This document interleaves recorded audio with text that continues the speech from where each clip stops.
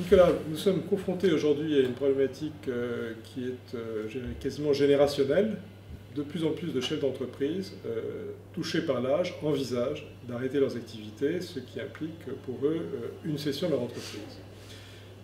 Je pense, et on en a parlé ensemble, qu'il y a une opportunité d'amener ces chefs d'entreprise à s'engager sur une réflexion philanthropique, parce que beaucoup d'entre eux ont des idées extraordinaires, et je trouve que c'est l'opportunité pour eux, à l'occasion de la cession de leur entreprise, éventuellement de consacrer une partie du produit de la cession de cette entreprise, selon des modalités que nous définirons, à engager de l'argent, de disponibilité financière et surtout leur temps, leur expertise et une approche extrêmement professionnelle d'un sujet philanthropique.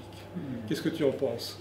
Je suis d'accord, et même d'ailleurs c'est à deux niveaux. Et ça qui est très intéressant, c'est qu'il y a le niveau très personnel du chef d'entreprise, comme tu le dis, qui, après une longue vie, se dit il faut que je vende mon entreprise, et qui, tout au long de sa vie, a mûri peu à peu des projets.